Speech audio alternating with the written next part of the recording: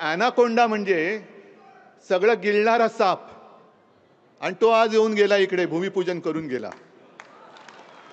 त्यानं मुंबई गिळायची.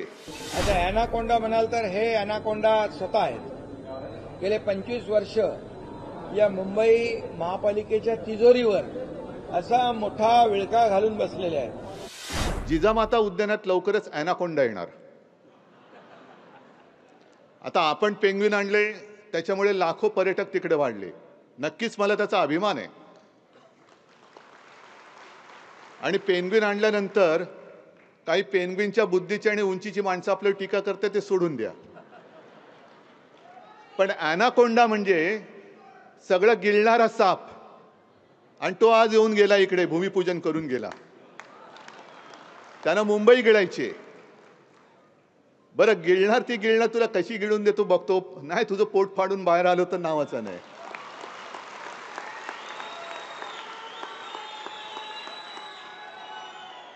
बरं, भूमिपूजन करायला आलायस ना, कर ना, फोड ना नारळ, डोक्यावर फोड, नाही तर दगडावर फोड, एकच आहे. पण ते करताना सुद्धा घराण्याशावरती टीका. म्हणजे ह्याचं कार्ट तिकडे क्रिकेट कंट्रोल बोर्डाचा अध्यक्ष झाले, ते त्याच्या क्रेडिटने झाले, मेरिटने झाले. आणि घराणेशाही कोणाची? ठाकरेंची. अरे उभा राहून दाखवू समोर. ॲनाकोंडाच्या बाबतीत जर म्हणाल तर काल तर अमित शाह साहेब या ठिकाणी इंडियन मेरीटाईम वीकच्या संदर्भामध्ये आले होते आणि त्यांनी या मूळ भूमिपुत्र जे आहेत मुंबईचे कोळी बांधव यांना 2 बोटी दिल्या. म्हणजे त्या डीप सी मध्ये जाऊन फिशिंग करण्यासाठी त्यांना 2 बोटी देण्याचं काम केलं. 1.5 कोटीची एक बोट. त्यामुळे ते तर देण्यासाठी आले होते, घेण्यासाठी नव्हते आले. आता ॲनाकोंडा म्हणाल तर हे ॲनाकोंडा स्वतः आहेत. गेले 25 वर्ष या मुंबई महापालिकेच्या तिजोरीवर असा मोठा विळखा घालून बसलेले आहेत. आणि या ॲनाकोंडाचं वैशिष्ट्य वेगळं आहे. त्याचं पोट भरत नाही. म्हणजे मुंबईची तिजोरी गिळली, मुंबई गिळली, मुंबईतल्या रुग्णांची खिचडी गिळली, त्याचबरोबर मुंबईचे काही भूखंड गिळले, मिठीतला गाळ गिळला, रस्त्यातला डांबर गिळला, तरी सुद्धा त्यांचं पोट भरत नाही.